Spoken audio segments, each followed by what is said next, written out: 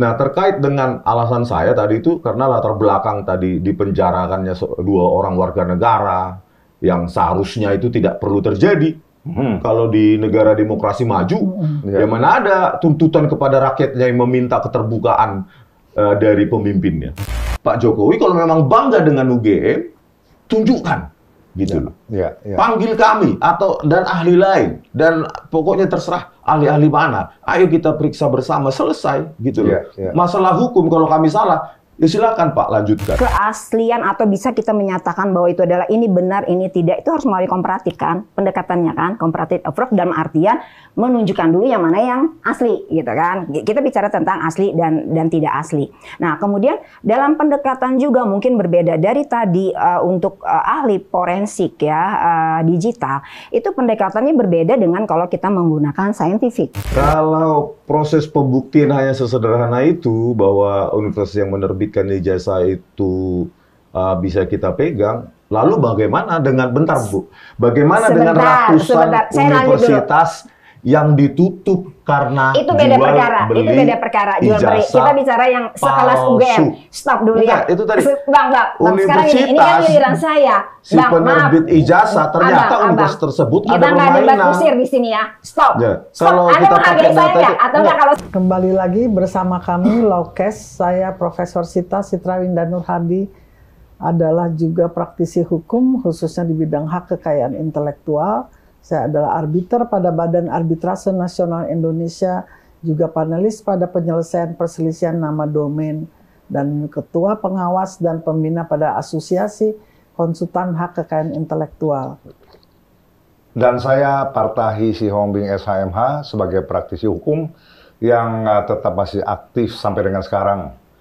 Dan kali ini kita akan membahas kembali secara tuntas dan mendalam tentang Bareskrim Mabes Polri yang menyediakan ijazah Jokowi asli dan menghentikan penyelidikan terkait kasus ijazah Jokowi.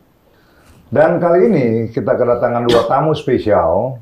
Ini yang paling ditunggu-tunggu nih, yang berani bersuara keras atas nama kejujuran. Dr. Eng Rismond Sianipar, pakar digital forensik. Selamat datang, Le. Selamat datang, Bang. Selamat. Ya.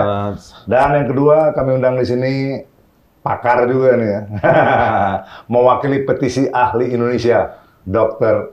Indri. Ya. Dan dalam hal ini kami berdua bersama Profesor Sita sebagai host akan memandu acara ini dan tujuan kami adalah memberikan edukasi. Kami tentunya harus mendukung kalau ada warga negara siapapun tuh yang berani berbicara atas nama kebenaran. Karena saya prinsipnya begitu, agama saya mengatakan kalau iya katakan iya, tidak katakan tidak. Tentunya semua harus bertanggung jawab. Dan saya lihat sementara ini argumen yang dibangun dimanapun itu menunjukkan bahwa dari Saudara Rismond dan kawan-kawan kekeh bisa dan yakin bisa membuktikan. Itu yang menarik gitu ya. Karena ini kan bukan main-main gitu kan. Artinya ancaman hukum pidana juga ada dan konsekuensinya segala macam juga ada. Jadi nggak sembarangan ini membantah menurut saya gitu ya.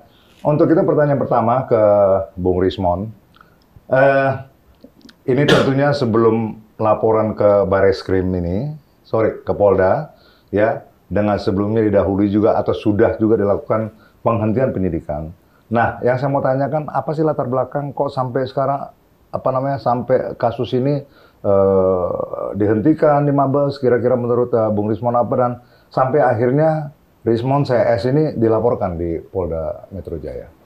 Iya, Bang Partahi. Jadi jauh sebelumnya kan kita concern ya, prihatin akibat ijazah Jokowi yang nggak pernah ditampilkan ke publik maupun dihadirkan di persidangan. Tetapi ada Gus Nur maupun Pak Bambang Tri yang sudah mendekam di penjara hanya karena ijazah Jokowi nggak pernah ditampilkan secara gentleman ya maupun di persidangan Bambang Tri dan Gus Nur. Kalau kita sebagai alumni UGM, ya benar-benar alumni UGM, maka kita sangat bangga karena itu prestasi personal kita yang kita alami, kita lakukan, proses akademik masuknya susah, apalagi keluarnya. Dan itu harusnya bukan sebuah hal yang perlu ditutup-tutupi, justru yang harus dibanggakan. Ini saya tuntaskan semua proses akademik itu. Nah, uji, silakan uji, ahli independen asal jangan hilang. Atau bahkan diberikan ke UGM. karena dia sudah menjadi presiden 2 periode, ya berikan saja ke UGM mau dipajang atau diperbesar atau di apa di Balerung sana. Itu harusnya yang dilakukan oleh seorang gentleman presiden 2 periode. Nah, terkait dengan alasan saya tadi itu karena latar belakang tadi dipenjarakannya 2 orang warga negara yang seharusnya itu tidak perlu terjadi. Kalau di negara demokrasi maju, ya mana ada tuntutan kepada rakyatnya yang meminta keterbukaan dari pemimpinnya, gitu Bang. Nah, oleh karena itu, ya saya melibatkan diri untuk menjawab itu. Dan banyak juga pertanyaan publik, terutama sudah ada 2 korban ini. Ya sudah, saya lakukan atas desakan istri juga.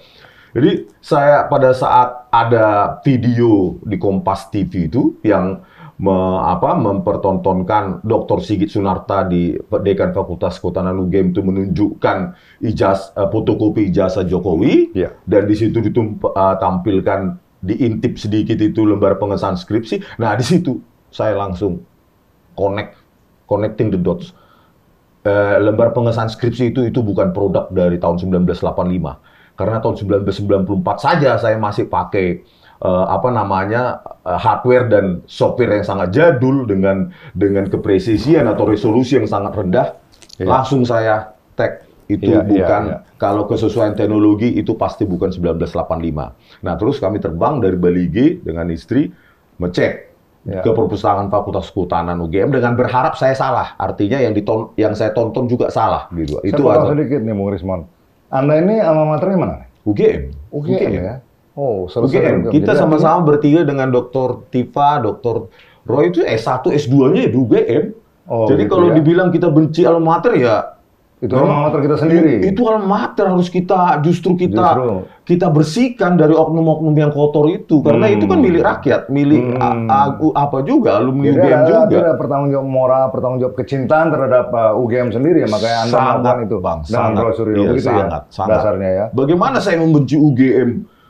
Dosen saya saja yang penuh integritas, mengajar dengan kesederhanaan, mulai dari hidupnya saya lihat gitu dekat dengan saya sampai pensiun sederhana. Itu yang perlu kita hargai, keringat-keringat dosen-dosen kita dulu yang hidup dengan sederhana, hidup dengan integritasnya, sehingga membuat nama UGM melambung dengan kemurnian tadi itu, kemurnian pekerjaannya. Nah, makanya saya ingin menjawab, saya nggak ada. Justru saya sangat mencintai UGM, sangat bangga saya dengan UGM. Oleh karena itu, saya minta juga kepada Pak Jokowi, kalau memang bangga dengan UGM, tunjukkan, gitu. Panggil kami dan ahli lain, dan pokoknya terserah ahli-ahli mana. Ayo kita periksa bersama, selesai, gitu loh. Masalah hukum, kalau kami salah, ya silakan Pak lanjutkan. Tetapi publik ini rasa ingin tahu dari publik, dari rakyat yang pernah Bapak pimpin 10 tahun, itu juga perlu dihargai. Dan bahkan menurut saya, Bapak sebagai presiden 2 periode itu berutang budi kepada rakyatnya, menunjukkan ini. Utang budi itu, Pak, bagi saya. Moral obligation dari seorang pemimpin yang 2 periode menjadi pemimpin tertinggi. Karena ini bukan masalah ijazah, Pak. Bapak sebagai 2 periode atau 10 tahun sebagai presiden, itu sebagai tiang moral bangsa.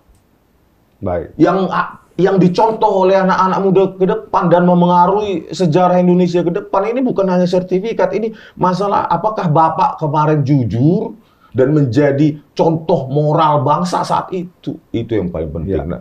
Nah, setuju, saya pikir. Makanya saya potong sedikit nih. Makanya saya juga pada waktu mengundang Rosario, statement saya juga saya sampaikan, Pak Jokowi, Anda sebagai kepala negara. Kenapa saya bilang Anda sebagai kepala negara? Karena kasus ini bergulir pada waktu dia masih menjabat sebagai seorang presiden. Ya, yang kita tahu presiden adalah juga kepala negara. Nah, sekarang dia sebagai kepala negara dianggap ada sesuatu yang dipertanyakan oleh warga negaranya, dalam hal ini rakyatnya. Ini rakyatnya ini. Nah, betul. Kenapa nggak dijawab aja, tunjukkan dan segala macam, selesai gitu. Tapi ternyata itu tidak dilakukan. Saya nggak tahu ada kepentingan apa di belakang ini, gitu ya. Nah, pertanyaan selanjutnya, Bung Rismon. Kemudian ini bergulir karena memang tidak ada persepsi yang sama tentunya. Kemudian sampai Anda dilaporkan, ya. Kemarin kami dengar sudah ada pemeriksaan di Polda Metro Jaya. Nah, kira-kira seperti apa bentuk pemeriksaannya? Ada intimidasi atau apa segala macam? Enggak, Bang. Kalau intimidasi enggak.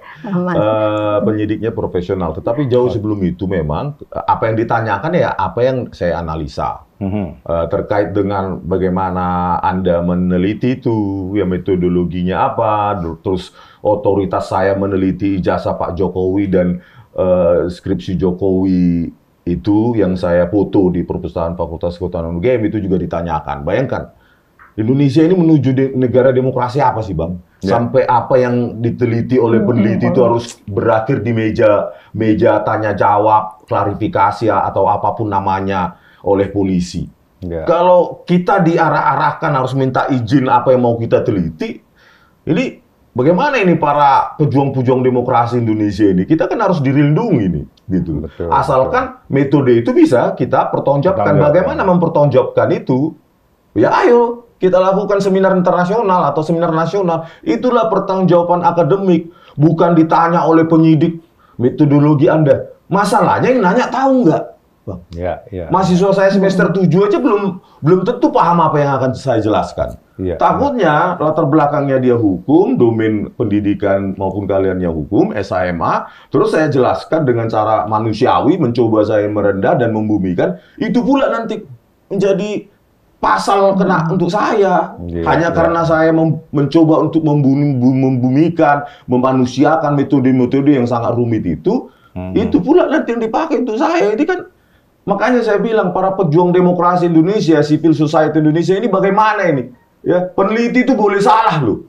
Dosen saya dulu Dr. Franciscus Susianto di Teknik Elektro UGM. Kita sebagai pelajar, kita sebagai mahasiswa, peneliti, bahkan doktor, bahkan profesor pun boleh salah, asal jangan bohong. Boleh salah, karena kesalahan Anda juga akan menjadi bagian penelitian untuk peneliti lain. Baik. Terus bagaimana kalau kita pun salah, memang berhak untuk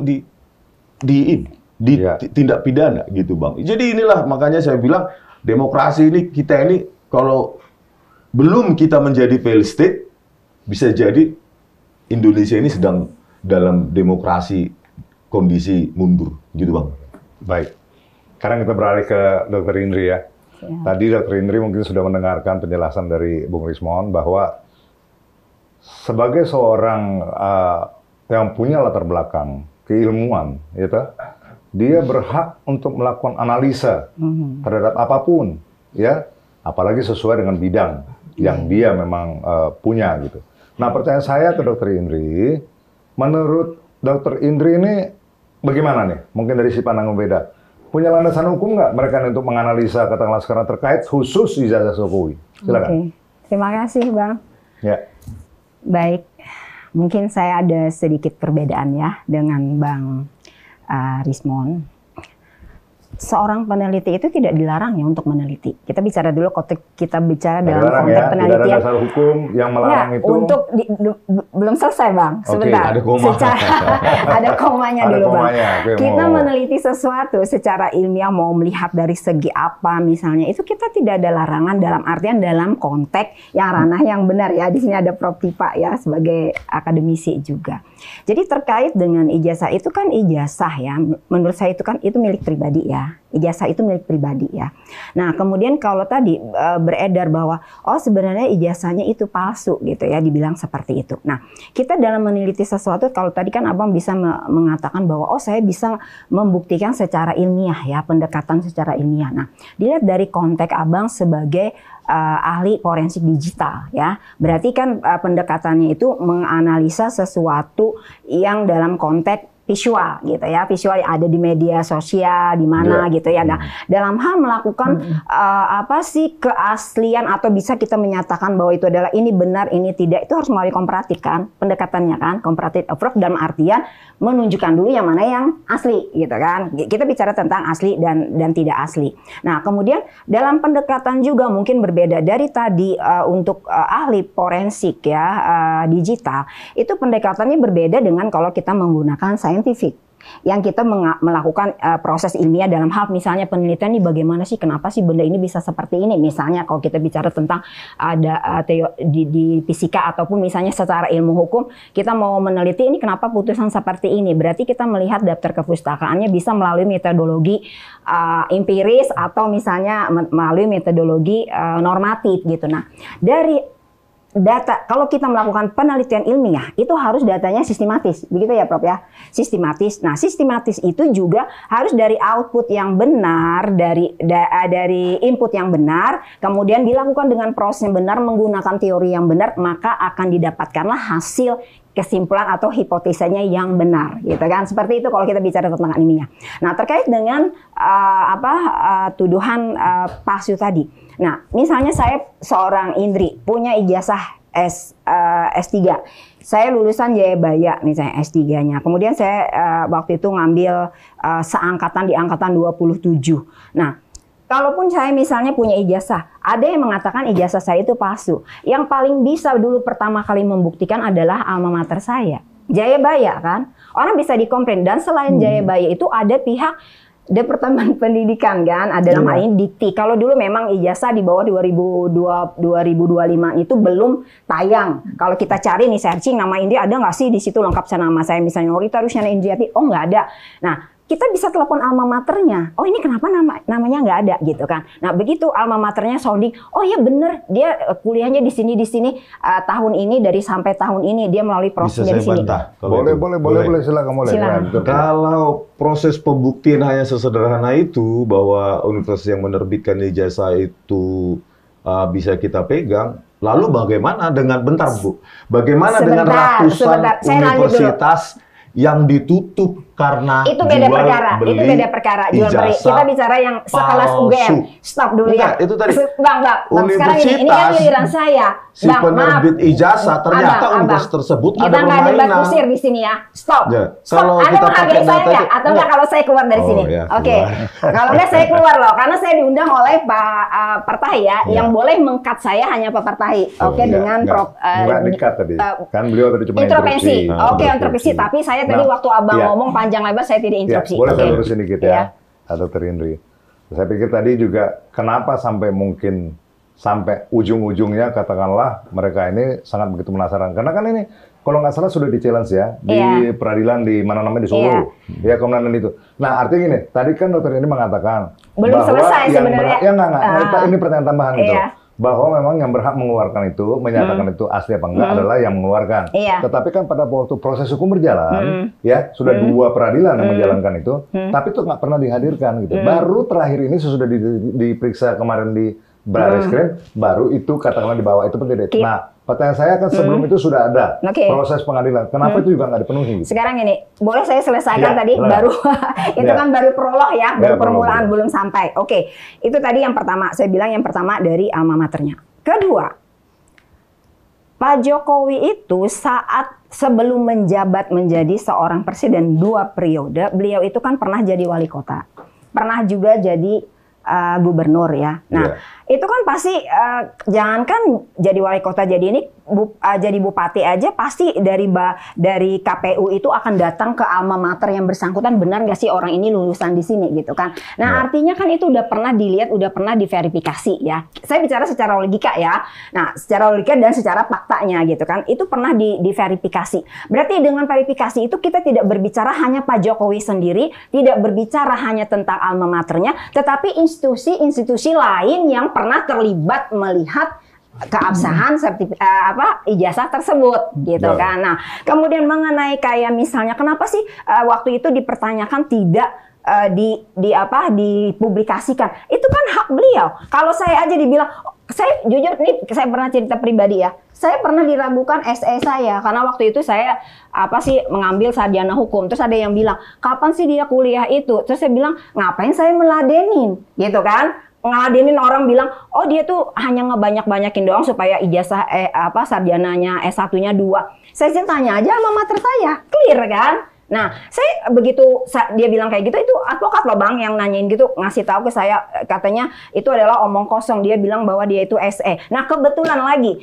waktu saya di S1 sarjana ekonomi itu, tanda tangan saya itu nggak sama dengan yang waktu di ini, karena kan waktu itu saya sederhanakan. Tapi kan orangnya tetap saya gitu loh. Nah, saya nggak peduli. Akhirnya apa? Akhirnya mereka, oh iya bener ya, selesai. Jadi saya sampai detik ini pun kalau misalnya ada yang mengatakan, oh ini adalah berbeda apa, saya nggak peduli. Nggak perlu pengakuan publik. Tapi yang pasti saya itu, iya boleh silakan. Dok, bahwa di apa namanya di masyarakat sudah memahami bahwa mana pertanggungjawaban pribadi, mana pertanggungjawaban seseorang sebagai pejabat publik. Ya, menurut saya kan yang dipertanyakan ini karena beliau itu katakanlah menjadi wali kota pernah, menjadi gubernur, itu kan pejabat publik gitu loh. Sehingga memang yang namanya pejabat publik harus transparan, keuangannya transparan, backgroundnya transparan. Artinya kita menginginkan satu figur yang benar-benar kredibel, jujur dan bertanggung jawab. Nah mungkin itu ya Pak Rismon ya, dasarnya ya kenapa sampai memang mesti itu juga. Nah pertanyaannya lah, apa alasannya Bung Rismon menyatakan ada yang janggal dengan lembar pengesahan? Sementara tadi kan katanya paling tidak UGM sama mengatakan ini sah. Apa yang diketemukan gitu? Apa yang dicurigai gitu mengenai sesuatu yang janggal? Oke Bang, jadi kalau selalu apa itu ya berulang bahwa saya kalau begini ini kita bicara tentang seorang Joko Widodo, bukan seorang pengacara, seorang dosen kayak saya yang tidak punya kebijakan apapun di Republik ini. Ini kita bicara tentang seorang Jokowi, presiden 2 periode, ya tentu bahwa kehidupannya pakai mikroskop oleh publik, ditelisik, bukan Dr. Indri atau saya, bukan, kita nobody gitu di Republik ini gitu Pak. Terus kaitannya saya jawab juga tadi ya tentang universitas, tidak sesuai dengan itu ya. Kalau memang UGM mengatakan itu ya itu gitu, makanya kami datang halal bihalal silaturahmi ke UGM. Tetapi apa yang kita dapati, nggak ada dokumen apapun yang disita oleh Bareskrim itu ditunjukkan pada kami, nggak ada satupun, begitu loh. Jadi mana yang benar, kita minta klarifikasi baik-baik, bukan klarifikasi, bahkan silaturahmi, halal bihalal. Kami alumni UGM 33 ada di situ, tolonglah Bu, kata kami minta wakil rektor itu, nggak dikasih. Memang Anda siapa? Jawabannya gitu. Nah, itu berbeda, jawaban mereka sih, memang Anda siapa? Kami tidak punya kewajiban untuk menunjukkan itu pada kalian. Kita tunjukkan nanti di pengadilan. Itu jawaban mereka. Dan itu kalau UGM berani rilis video utuh gitu loh. Biar kita lihat. Tapi sampai sekarang kan UGM nggak berani merilis video itu. Padahal berjanji Profesor Wening untuk memberikan kepada saya full video itu. Di pertemuan itu supaya dipublish bahwa kami baik-baik saja di situ dengan sopan santun sebagai seorang 3 orang alumnus, ya kami datang itu baik-baik gitu loh. Kalau dibilang UGM dengarkan UGM, ya kami datang tapi tidak dikasih gitu. Terus masalah kejanggalan, ya setiap orang yang mengalami proses penulisan skripsi tahun 80-85 pasti menyimpulkan itu palsu. Kenapa? Ya orang tahun 85 ya teknologinya ya mesin ketik Brother apa yang lainnya gitu loh. Ya nggak mungkin ada sebuah teknologi yang sudah canggih seperti itu, bahkan kalau kita ketik sekarang hasilnya juga sama. Itu masa produk tahun 85. Ayolah kita berpikir waras, siapa yang hidupnya skripsinya tahun 80 sampai 85 atau bahkan awal tahun 90-an ya masih mesin ketik. Kita jangan berbohong, Indonesia ini sudah terlalu banyak kemunafikan gitu loh. Terus berikutnya kita dapati juga apa yang ditunjukkan oleh Dirtipidum itu, ya meskipun hanya secara digital saja. Bayangkan seorang Dirtipidum mengumumkan asli ijazah Jokowi, tapi ini nggak pernah ada yang diberkas ini secara analog yang bisa dipoto-foto oleh wartawan. Begini cara kita. Padahal kalau kasus lain dijejerkan tuh semua, baik pakai senjata tajam atau yang lain sampai dipoto-foto itu dipegang sama polisinya. Kenapa ini special case? Ya, nggak ada berkas apapun, hanya ditunjukkan di digital, itu pun dengan resolusi rendah, gitu loh. Terkait dengan penyerahan ijazah Jokowi itu yang pakai angle, ya jauh dari fokus kamera, sementara yang ditampilkan tegak lurus kepada pengamat atau penonton itu cuma fotokopinya. Ya tentu masyarakat makin bertanya-tanya. Nah terkait dengan lembar pengesahan skripsi tadi itu ya udah itulah. Bagi saya hal ini bisa selesai kalau ayo kita uji. Satu saja. Nggak usah saya butuh banyak bukti. Satu saja lembar pengesahan skripsi. Kita uji di Singapura atau di laboratorium Pusponteni, selesai ini masalah. Selesai. Karena tidak mungkin teknologi seperti itu. Tahun 85 kita jangan munafik. Negara kita ini sudah terlalu banyak kemunafikan dan rakyat pengecut untuk mengatakan bahwa apa yang saya katakan itu benar. Baik, baik. Kita hargai Dok, ya. Apa namanya pendapat, dan beliau ini kan artinya menyatakan argumennya, pendapatnya kan dengan pemahaman, dengan pengetahuan juga yang memang bisa mendukung ke arah sana. Silakan, ya, Prof. Baik. Lanjut, Prof. Bang, tadi kan dijelaskan bahwa dari ijazah saja UGM juga tidak, katakanlah, mengklarifikasi. Kemudian ijazah skripsi. Ada skripsi kan dari basic banget tuh. Paling basic sekali kan mulai skripsi. Ya, skripsi. Terus kalau saya dengar bahkan kerja praktek juga sebetulnya tidak diikuti atau hanya setengah gitulah, kurang lebihnya ya. Nah, berarti selama ini yang memang menurut saya pribadi memang institusi pendidikan perguruan tinggi lah yang paling bertanggung jawab. Tinggal ini loh ada. Makanya saya heran segitu sederhana sebetulnya. Tapi mengapa sih tidak dijelaskan supaya masyarakat juga paham dan mengerti, oh memang kalau benar-benar, kok tidak ya tidak gitu. Selesai kan? Tapi ini semakin ke sini katanya katanya palsu, terus dihentikan penyidikannya, tapi terus masih nih dicari-cari lagi ya. Masyarakat kan pasti ingin kebenaran juga kan. Apa sih sebetulnya yang mungkin saya tidak tahu ya di balik itu, apa sulitnya? Kenapa tidak dinyatakan saja sih? Ya saya mengharapkan rektor UGM, dekannya, dan tim siapalah ya, mungkin promotornya tuh bersama-sama sepakat memberikan klarifikasi. Oh memang benar, dan sampai ijazah kan selesai. Saya pikir ini kan berkepanjangan sampai menimbulkan polemik yang tidak selesai. Itulah Prof ya. Jadi saya sendiri juga penasaran gitu. Jadi ada ijazahnya, dan kalau ada itu benar atau tidak, terus ada yang bilang memang apakah otentik atau tidak otentik. Kan pada saat tahun 2000 berapa itu ya, ada konversi yang menyatakan Rektor UGM Profesor Ova Emilia, kami meyakini bahwa Joko Widodo adalah alumni UGM, benar-benar alumni Fakultas Kehutanan UGM. Tetapi kan masyarakat nggak bisa self proclaim gitu, Bu. Harusnya kan dijelaskan proses akademik. Pertama masuk, ini buktinya. KRS semester 1 atau KHS, ini buktinya sampai semester 10. Terus inilah transkrip nilainya, inilah bukti KKN-nya, inilah bukti skripsinya, ini dan lain-lain. Jelaskan itu secara akademik, selesai. Tetapi apa yang kita lihat bahwa itu hanya klaim sepihak, dibaca begitu, dia punya catatan, itu pun nggak ditujukan kepada wartawan. Jadi itulah makanya saya bilang publik kan punya logika sendiri. Jangan dikriminalkan kalau publik punya logika sendiri ketika ketertutupan itu masih dirasakan sangat kuat oleh publik. Terus ada juga bukti baru, tadi saya lupa menceritakan ya, bahwa apa yang ditampilkan di belakang monitor Dirtipidum ketika yang secara elektronik itu ditampilkan, itu ada yang juga janggal, Bu. Di situ ada form registrasi pendaftaran ulang semester 2 atau semester 1 itu tahun akademik 81-82. Nah, di situ ada opsi ya, di manakah Anda terdaftar, di jurusan apa gitu kan. 3 kali itu pertanyaannya itu untuk setiap sistem semester.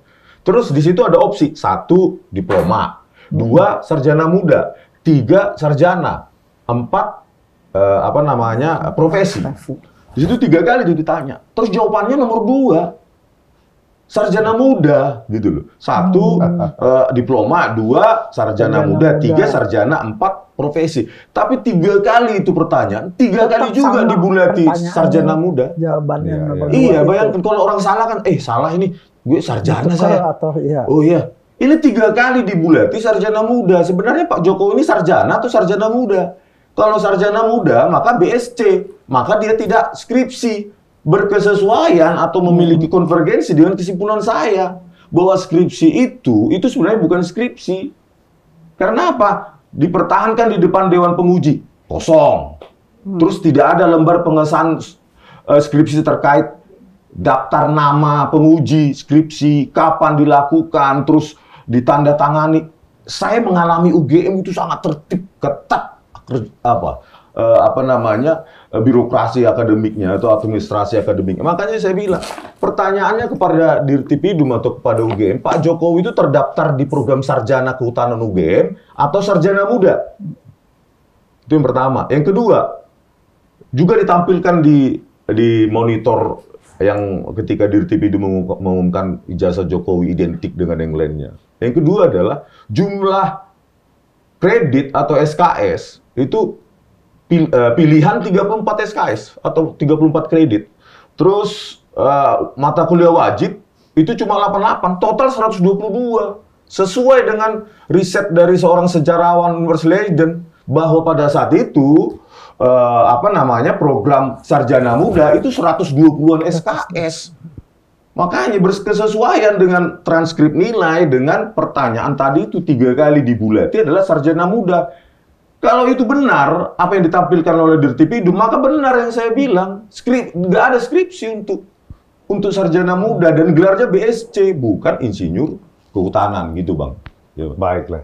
Jadi, Indri, itu tadi penjelasannya, sangat sudah katakanlah diyakini benar gitu ya, oleh Bung Rismon ini dengan dan apa bisa diverifikasi Bang, ya, ditonton orang semua. Diverifikasi. Nah, gimana tanggapannya? Dokter Indri itu? Sah-sah saja sih kalau berpendapat itu ya. Iya. Kalau misalnya melalui analisanya dari Dokter Rismon itu sah-sah aja gitu ya. Tapi yang pasti ya, kalau saya sih berbicara secara normatifnya ya dan kebiasaan orang kuliah gitu ya, Bang. Jadi kalau misalnya itu kan dari awal itu kan ada tuh ya. Kalau tadi misalnya mungkin tadi saya dengar sedikit cuplikan, saya tidak mau masuk ke arah situ ya, karena itu ranahnya kan ranah kepolisian ya, dan bagaimanapun mereka juga menyatakan bahwa ijazah itu asli, mereka sudah melalui lab forensik mereka gitu kan. Kita menghargai itu ya, karena kalau misalnya kita bicara di awal tadi ya, saya sudah sampaikan uji verifikasinya udah melalui berbagai institusi kan. Sekarang kalau misalnya semua institusi itu kita anggap bohong ya bubar aja. Berarti kan kalau misalnya alma maternya Dokter Rismon juga nggak benar bisa seperti itu, ya udah gugat aja, bubar, tutup gitu kan. Terus nasibnya seperti apa yang ribuan orang masih ini gitu kan. Mereka sebegitunya mempertaruhkan orang-orang yang masih belum lulus berapa ribu di situ, dan termasuk juga yang selesai. Jangan sampai anak cucu, oh itu pernah ada UGM tapi dia akan mengeluarkan ijazah palsu, jadi akhirnya ditutup seperti itu loh. Konsekuensinya kan tinggi gitu loh. Jadi ada hal-hal yang masuknya tuh kita harus memikirkan terkait dengan tuntutan masyarakat. Saya juga perlu kita pilah juga masyarakat itu masyarakat yang mana gitu ya. Karena masyarakat di Indonesia ini jumlahnya adalah 284,4 juta gitu kan, 284,4 juta. Sekarang dari 284,4 juta itu yang menginginkan, Allah tunjukkan ini tidak percaya dengan Jokowi itu berapa? Kalau kita ngambil simpel, saya pernah ngeliat juga adanya katanya ada proses ini juga kan untuk melihat seberapa persen sih. Nah, saya juga itu hal yang berbeda gitu. Jadi di sini kalau menurut saya, oke, silakan berargumentasi seperti apa tadi untuk mencapaikan. Tapi kalau saya sih yang real aja, saya selama 5 kali sekolah ya, Prof ya, 5 kali sekolah dalam artian kuliah gitu ya. Kita kan melalui step-step itu, dan saya tidak pernah ibaratnya orang mengklaim saya, oh itu tidak benar, kemudian ternyata memang itu benar tidak benar gitu loh. Akhirnya semua memang benar gitu kan. Nah, jadi dalam hal ini kayak kita menghargai putusan juga dari Bareskrim. Nah, kalaupun misalnya Abang yakin nih, Dokter Rismon yakin bahwa itu, ya udah buktikan aja. Nah, masalah kenapa sih tidak ditunjukkan ke publik? Itu kan hak Pak Jokowinya, kecuali misalnya dalam hal kayak kita misalnya saya bicara tentang notaris ya. Notaris itu dia hanya mengkonstatir, datang orang menghadap dia. Dia tidak berhak misalnya, oh ini ijazah atau punya Anda palsu misalnya. Dia tidak berhak kan menyatakan itu, dia hanya mengkonstatir gitu kan. Nah, masalah kalau misalnya terjadi di belakang ininya itu tidak sah misalnya atau tidak benar. Nah, itu berarti kan lain perkara. Nah, sekarang kita kan punya kalau misalnya kita nggak percaya dengan hukum ini, ya udah bubar aja, konstitusi kita bubarkan, mulai lagi dari awal misalnya seperti itu, karena ini pertaruhannya banyak loh Bang. Ya, bukan cuma satu UGM, bukan hanya Pak Jokowi, bukan hanya Dokter Rismon atau misalnya yang saat ini dilaporkan balik dan terkena dengan misalnya tadi kan Abang mengatakan juga ada pelaporan balik, itu kan hak masing-masing. Mungkin kenapa sih saat bergulirnya waktu 2019 Pak Jokowi masih sebagai presiden gitu. Jujur saya sih kebebasan untuk mengemukakan pendapat saat ini saya rasa tuh jauh, karena saya kebetulan mengikutin juga ya, ibaratnya usia saya sekarang nggak muda juga mungkin sama Bang Rismon tuan saya gitu ya. Saya tuh melihat presidennya saat ini yang diapain pun ibaratnya beliau masih skip karena mungkin ya buat keutuhan ini gitu ya.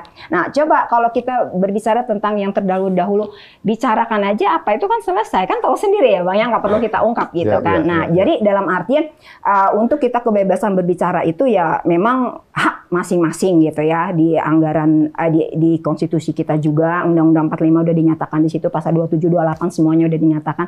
Cuman ya ada tadi pembuktiannya itu, tinggal itu. Saya kalau misalnya ini salut nih kalau misalnya Dr. Rismon bisa membuktikan dengan teorinya tadi. Nah, tapi kita dalam hal ini jangan lupa secara normatif produk hukum, habis itu pihak-pihak, lembaga, institusi yang terkait itu juga harus kita hargai. Jadi kita ini bukan just simple begitu selesai rakyat senang terus akhirnya seperti apa endingnya gitu loh. Apakah akan kehilangan kepercayaan semuanya gitu. Apalagi tadi yang saya bilang bukan sesimpel itu kata Bang Rismon kan benar, bukan sesimpel itu. Tapi yang ngeluarin kayak kita perempuan ya, maaf, Prof punya anak. Saya punya anak tuh yang nungguin di luar anak saya. Saya melahirkan ayahnya siapa apa kan saya yang tahu ya, sama aja kayak produk seorang alma mater itu, seorang universitas itu adalah ibu dari anak-anaknya kan, dia melalui proses. Nah, kalau saya sih berbicara oke, kita hargain dulu apa yang sudah disampaikan, tetapi saya juga menghargai upaya dari Dr. Rismon gitu kan untuk membuktikan. Sekarang kita buktikan aja gitu loh. Nah, kalaupun misalnya kita masing-masing akhirnya kan nanti masyarakat akan lihat, oh iya, masyarakat yang dalam artian yang peduli dengan ini ya, bukan keseluruhan rakyat Indonesia. Kita bicara hal yang berbeda kalau kita bicara tentang rakyat Indonesia.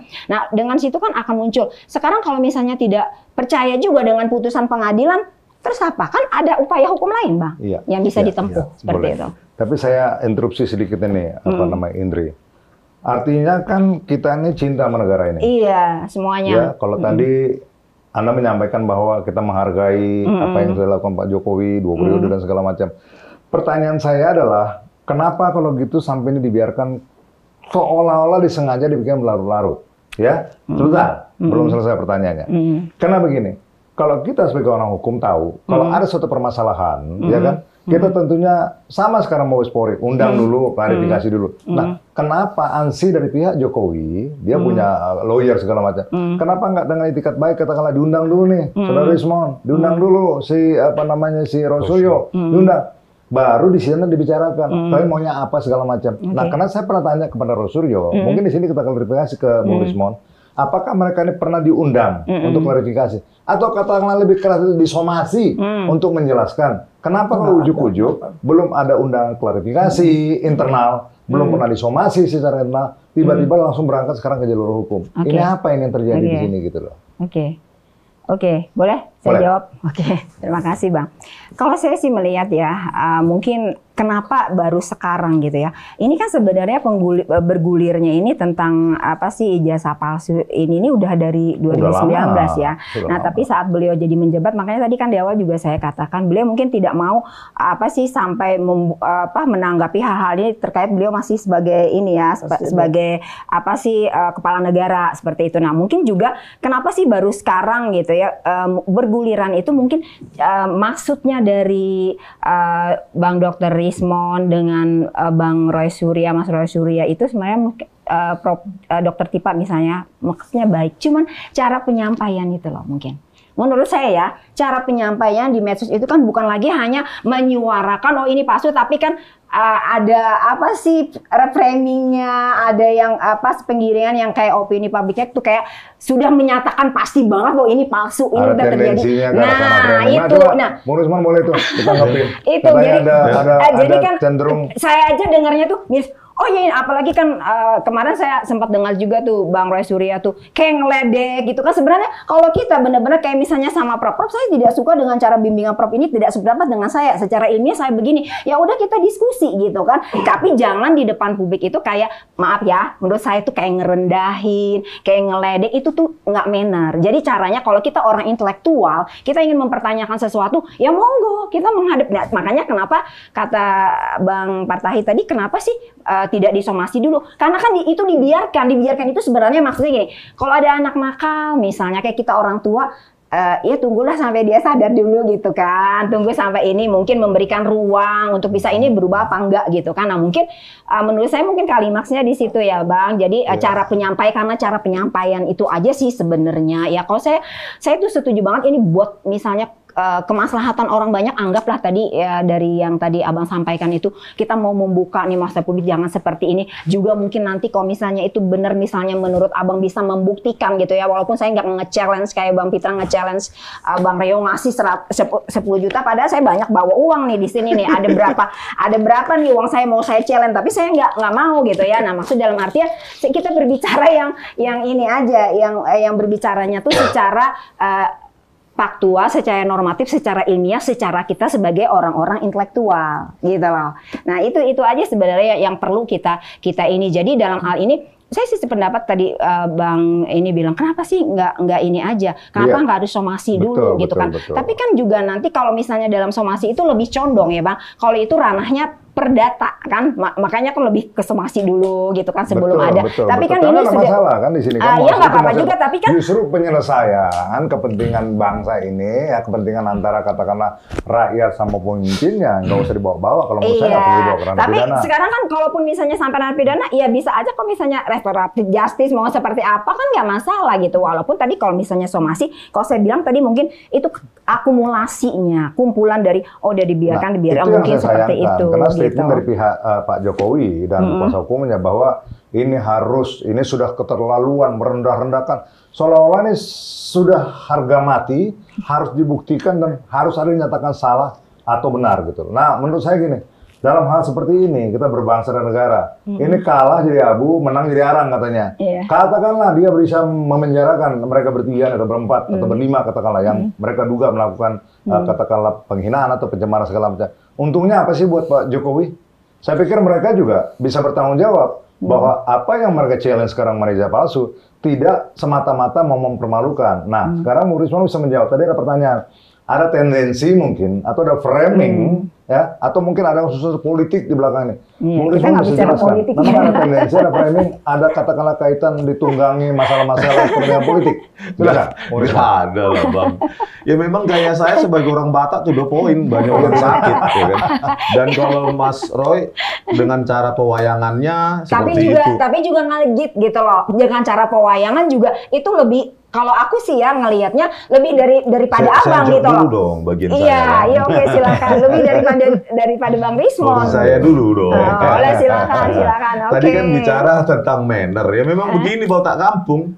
Indonesia ini dari Sabang sampai Merauke. Kita punya kekayaan budaya, ya begini cara saya. Iya benar. Silakan kalau cara saya seperti itu mau dihakimi di Indonesia ini kan, begitu.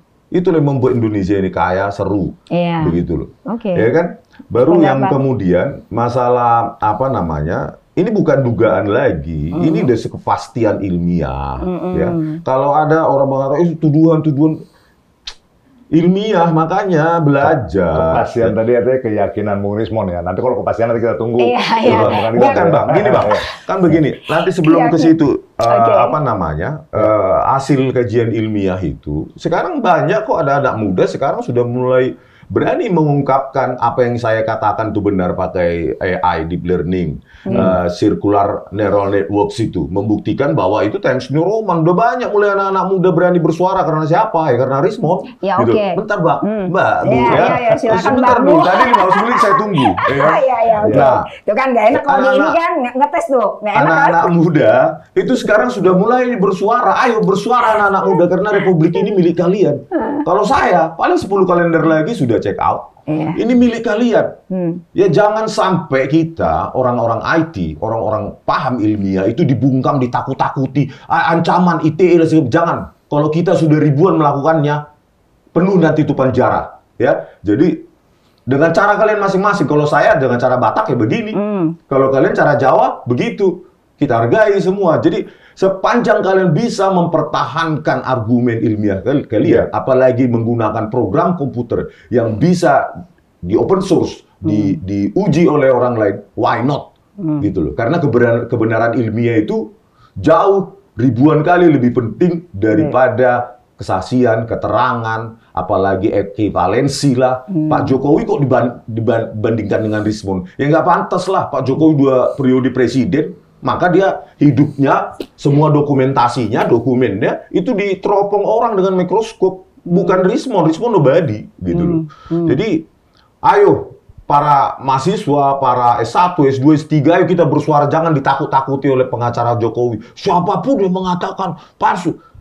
Dalam ilmu forensik digital ada yang namanya fake analysis, fake, palsu, fake voice analysis, fake image analysis, fake document analysis, fake video analysis. Itu aja digugat kalau begitu, digugat Pak Jokowi.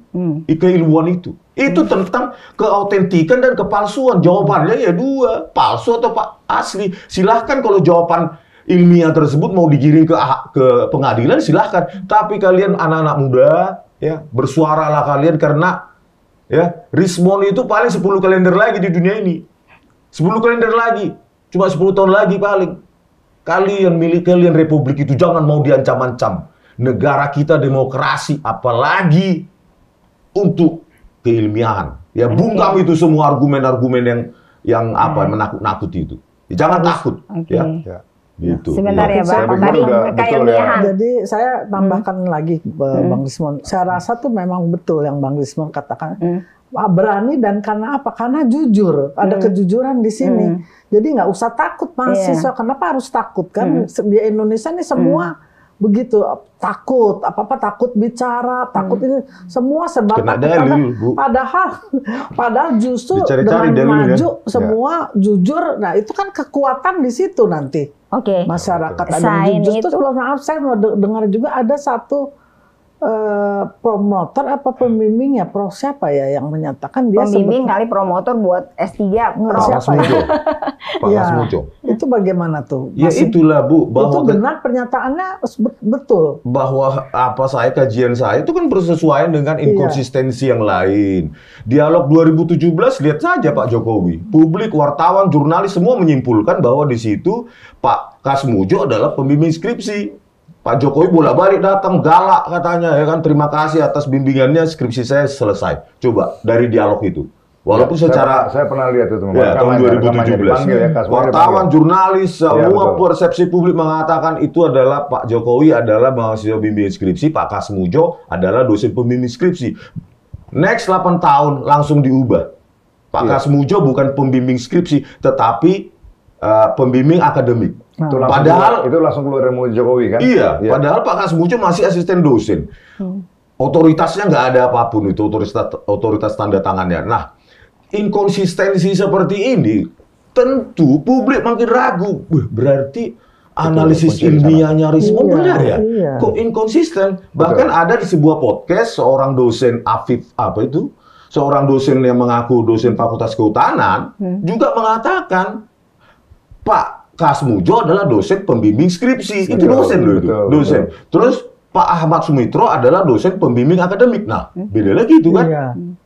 Sementara pengakuannya Pak Jokowi tahun 2025, Pak Kasmujo adalah dosen pembimbing akademik, Profesor Dr. Insinyur Ahmad Sumitro adalah dosen pembimbing skripsi. Kan sudah marah-balangan ini dalam bahasa Batak ini. Sudah berantakan.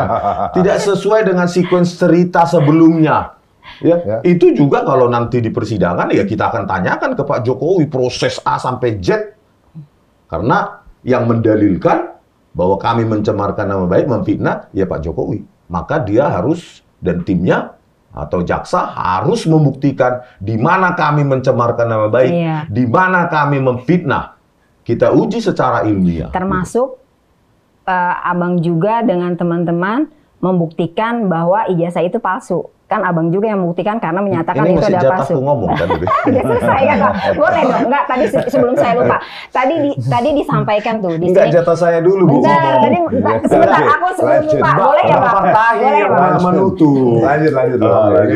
Jadi, silakan. Kalau secara ilmiah, Bareskrim atau lab for forensik itu tidak punya. Dia punya wewenang hukum, tetapi otoritas hak absolut terhadap kebenaran ilmiah itu tidak mutlak milik dia. Makanya harus kita challenge. Makanya ada pengadilan. Ya, kalau semua dianggap benar proses lab for forensik, tutup pengadilan. Ya sudah, di situ aja putuskan salah dan benar. Tidak kita challenge kan? Setuju. Kan begitu. Setuju.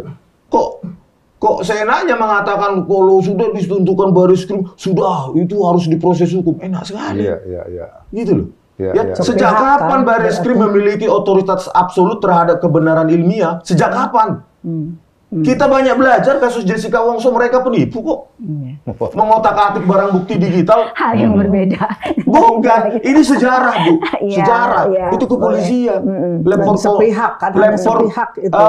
Laboratorium komputer forensik Bareskrim Polri menggunakan software gratisan untuk menghambur-hamburkan kasus Jessica. Ya. Terus laboratorium tahu persis itu ya? Tahu persis, ilmiah. Saya punya metadatanya. Di BAP Muhammad Nuh Al-Azhar dan Christopher Harmanrianto. Belum lagi laboratorium toksikologi Mabes Polri. Salah hitung mundur waktu kasus Jessica. Harusnya 16.20, dia bilang 16.39. Harusnya Jessica masih ada di kasir. Itu laboratorium toksikologi Mabes Polri, salah hitung mundur. Coba tuntut saya, Kapolri. Sudah berapa kali saya podcast. Tuntut saya itu di keputusan juga ada itu di Direktori Mahkamah Agung keputusan itu. Semua orang bisa cek itu. Dr. Nur Samran Subandi dari Laboratorium Toksikologi Bareskrim Mabes Polri. Salah hitung mundur waktu, padahal waktu itulah menentukan siapa pembunuh itu. Kok bisa salah hitung? Sejak kapan Bareskrim menentukan salah dan benar masalah ilmiah? Kasus Vina Cirebon. Ekstraksi SMS 22.14.10 nggak dipakai itu untuk apa? Rekonstruksi adegan itu oleh polisi. Kenapa? Nggak dipakai untuk skenario-nya kan.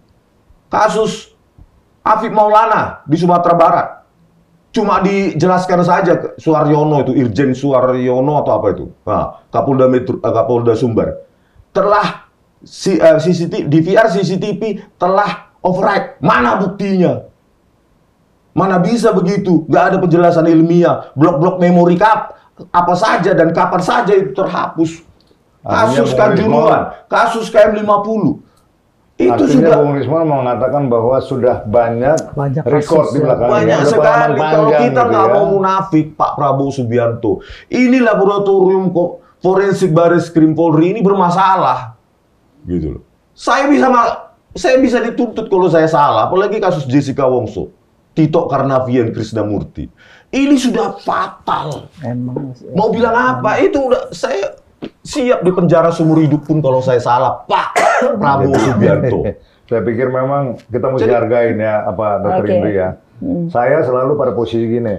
Kalau orang berani menyatakan sesuatu, ya kan, itu justru dia punya pertanggungjawaban moral yang begitu tinggi. Jadi artinya sementara ini saya harus menilai bahwa ada seseorang atau 2 orang atau 3 orang warga negara kita yang berani membicarakan ya untuk memperjuangkan sesuatu dengan dasar kejujuran ya dan keberanian. Saya pikir itu kita mesti hargai. Dan mungkin pertanyaannya, lanjutannya, katakanlah ada sesuatu proses, tentunya Bung Rismon siap sudah berargumentasi sampai di meja peradilan.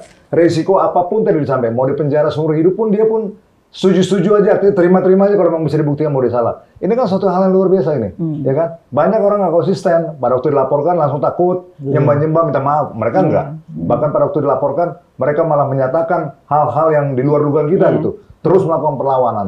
Saya cuma menanyakan gini, bahwa silakan tentunya Bung Rismon, saya himbau, tanyakan ke hatinya. Sepanjang memang Anda berbicara atas nama kebenaran, saya pikir rakyat di belakang juga banyak akan mendukung Anda, gitu ya kan? Silakan, Prof, lanjut, Prof. Termasuk bukan rakyat saya juga termasuk yang mendukung Bang Rismon. Jadi saya betul-betul sangat salut kagum. Maksudnya ada seorang Bang Rismon, ya dia sangat konsisten, dia menjelaskan apa ada, dan saya juga tidak tutup mata. Banyak memang kasus-kasus yang saya ketahui ya, dari media mungkin berbeda, bisa berbeda versi ya. Tapi memang begitulah negara kita, kondisi negara kita. Saya juga mengharapkan Pak Presiden Prabowo juga melihat itu, sehingga penegakan hukum ini kan terkait lagi nantinya kepada penegakan hukum. Nah, saya juga harapkan nantinya penegakan hukum semua berjalan dengan baik gitu, dengan seadil-adilnya.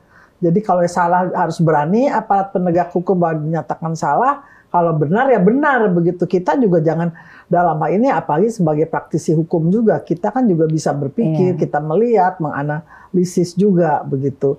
Mungkin boleh langsung pesan terakhir ya. Silakan. Udah nggak sabar. Aku takutnya aku kehilangan aku tadi apa sih, setuju banget ya sebagai seorang akademisi juga kan, ngasih tahu nih ke anak-anak mahasiswanya. Aku juga akademisi ya. Aku juga ngasih tahu ke mahasiswa aku, katakan yang benar itu benar. Tetapi aku cuman pesan nih ke Bang Rismon ya. Dalam meneliti sesuatu itu secara ilmiah tadi, kita jangan, tadi kan ada kelemahannya yang aku lihat kan, karena tidak pernah melihat komparatif perbandingan aslinya kan. Oke, itu nggak usah dijawab. Yang tadi udah disampaikan pejabat nggak disampaikan. Enggak, maksudnya gini, harus lewat situ ya. Nggak, maksudnya kan harus lewat situ kan, tadi udah disampaikan kan di persidangan nggak disampaikan, mungkin belum saatnya kan. Misalnya ada pembuktiannya. Aku hanya ngasih tahu bahwa dalam hal kita melakukan penelitian, kita mengungkapkan sesuatu yang benar itu harus ada komparatifnya. Di awal tadi aku bilang, kalau kita membuat penelitian secara ilmiah itu kan harus sistematis, ya kan Prof? Selalu sistematis dan harus dari data yang benar dengan sistematis yang benar akan menghasilkan output yang benar. Nah, jadi di sini tugasnya Bang Dr. Rismon untuk membuktikan tadi seperti juga tentunya. Untuk membuktikan bagaimana sih, ini loh analisa kita udah melalui keahlian kita digital forensik, secara juga katanya saintifiknya, secara ilmiahnya. Nah, itu nanti yang perlu dibuktikan. Jadi tidak perlu kita debat kusir menyatakan saya benar. Dan sekarang kalaupun misalnya udah bergulir ya, kayak kita tidak percaya dengan apa tadi disampaikan, karena memang kadang-kadang seperti itu ya di negara kita ini yang kita cintai ini ya. Walaupun begitu kita tetap bela negara karena kita ada di Indonesia. Mau pindah kata anak saya, aduh Momi pindahnya kita kemana gitu kan. Oke lah, itu intermezzo. Nah, jadi maunya kemana, ke luar negeri. Tapi kalau aku sama anakku bisa aku ke Cina, ke Jepang, karena muka-muka kita mirip gitu kan. Jadi bisa diterima kan di situ. Tapi kalau aku bilang aku Batak, padahal kalaupun ayahnya Batak, ibaratnya Nasution kan nggak percaya. Tapi nggak diterima juga nanti. Kalau mau lari ke tanah Batak kita terima.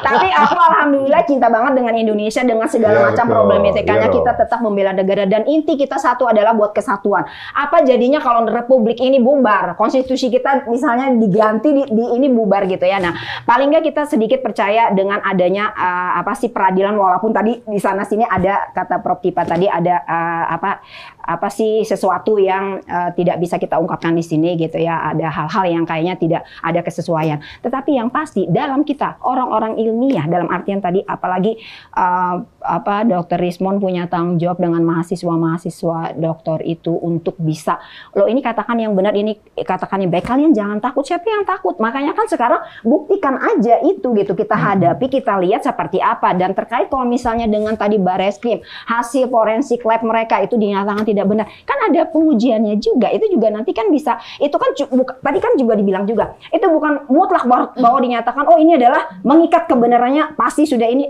Gak seperti, kan ada pengujian lagi, itu kan bahan bukti.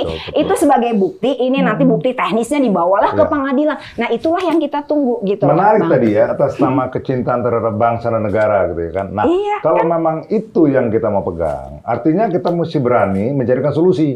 Nah, sekarang dalam proses yang berjalan, apakah sudah dilakukan hal-hal dalam pendekatan internal? Belum kan? Saya pikir nggak salah sekarang, kalau memang masih ada keinginan mau menyelesaikan, ya undang aja. Ya kan, nggak usah nih proses biar berjalan. Sementara berjalan, ini masih panjang. Biarkan pembicaraan-pembicaraan yang kondusif untuk mencarikan solusi supaya ini nggak gaduh terus gitu loh. Itu yang saya harapkan gitu kan. Kalau memang dari pihak Jokowi juga mau katakanlah mereduce ini supaya menjadi tenang lah suasana daripada ini terus bergulir. Karena gini ya, Dok, ini kan nggak kelar. Katakanlah mereka ini kalah. Mereka bisa banding, bisa kasasi, bisa peninjauan kembali. Sampai kapan? Mungkin sampai menjelang 2029. Ini nggak akan kelar. Nah, pertanyaan sekarang gini ya, saya ini mewakili nih suara rakyat. Mereka bilang tadi tuh di WA ke saya, Bang, tolong tanyakan katanya, apa sih kepentingan Jokowi memelihara isu ini, ya kan? Saya memandangnya bahwa ini merugikan buat Jokowi. Tetapi saya nggak tahu dari segi pandang Jokowi, apakah memang ini menguntungkan dengan memelihara isu ini, supaya ada orang bilang gini pendapatnya, oh biar Jokowi punya apa namanya ruang untuk terus kata lain orang datang menanyakan bagaimana Pak. Jadi dia terus bisa berbicara, bisa terus berada di awang-awang. Saya pikir itu nggak penting buat saya gitu kan, karena itu sudah berlalu. Bukan ya kan? kita. Tetapi kalau mau dipergunakan untuk unsur politik untuk mendukung 2029, sangat disayangkan. Ya kan, ya udahlah, biarlah rakyat ini bicara padanya. Ya kan, mau mendukung, ya kan, mau anaknya jadi presiden atau nggak jadi presiden itu urusan nanti. Oke. Bung Rismon, mungkin terakhir kita kasih kesempatan tadi menanggapin. Sekalian apa harapannya apa nih? Maunya seperti apa nih Bung Rismon ya? Closing statement. Ya. Penjilat itu jauh lebih berbahaya. Penjilat itu pengkhianat. Tapi critical thinkers itulah yang membawa kita menjadi negara emas 2045 nanti. Jadi kalian-kalian yang punya keilmuan apapun bidangnya, jangan pernah mau ditakut-takuti. Delik-delik, ancaman-ancaman. Ya. Indonesia ini milik bersama. Republik ini dibangun dengan darah dari nenek moyang kita bersama. Bukan kaum elit, bukan politburo. Makanya jangan dengarkan orang-orang yang mengancam kalian. Lanjutkan cintai Republik ini dengan pemikiran kritis. Jangan pernah mau jadi penjilat, apalagi cuma ingin jadi komisaris. Gitu ya. Baik. Nah, dari saya terakhir mungkin sebelum Profesor Cita nanti menutup, saya tentunya mesti menghimbau, kembali cuman menggarisbawahi bahwa ini belum final, ya. Ini masih katakanlah di awal perjalanan gitu ya kan. Kita masih coba bisa mencarikan. Kadang-kadang gini, kemungkinan nggak ada jalan keluar, nggak boleh pesimis gitu. Setiap masalah kalau dua-duanya punya semangat, Pak Jokowi punya semangat, Saudara Rismon saya punya semangat, tidak ada masalah yang tidak bisa diselesaikan, ya kan? Untuk itu ini juga delik aduan, bukan delik biasa, ya kan? Artinya kapan Pak Jokowi menyadari bahwa ini nggak begitu berkepentingan untuk bangsa ini, tinggal dicabut laporannya kelar kok gitu. Nah, dasarnya tentunya mesti ada penyelesaian atau pembicaraan yang kondusif di antara para pihak. Jadi tentunya saya secara pribadi sama Prof. Cita, saya menghimbau supaya coba dibangun komunikasi yang baik, supaya hal-hal yang baik terjadi, ya kan? Karena nggak ada keuntungannya bagi kita. Menang jadi arang, kalah jadi abu. Silakan, Prof. Saya rasa sependapat dengan Pak Partahi ya. Jadi ya memang semua nanti ya kita tinggal lihat apakah memang nanti kita kan ini kan belum selesai nih masalah majalah masalah ijazah ini. Nanti kan akan ada pengadilan. Tentunya di depan pengadilan inilah nanti segala bukti ya diperlihatkan. Kalau ada yang memang tidak benar bisa disanggah, walaupun nanti bisa menghadirkan tentunya saksi-saksi ya, baik rektor, baik dekan dan yang semua dari perguruan tinggi dari UGM khususnya. Nah ini saya rasa penting itu. Sekarang ini kebanyakan hanya statement-statement saja kan yang dinyatakan oleh masing-masing. Tapi di dalam persidangan inilah nanti diharapkan sidang berjalan juga adil, ya, efektif, efisien dan sangat objektif, itu saja yang saya harapkan. Betul. Iya.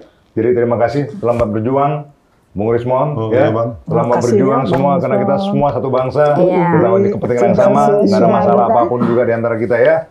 Baiklah, demikian berakhir sudah pembicaraan kami dengan narasumber, ya, Bung Rismon dan Dr. Indri.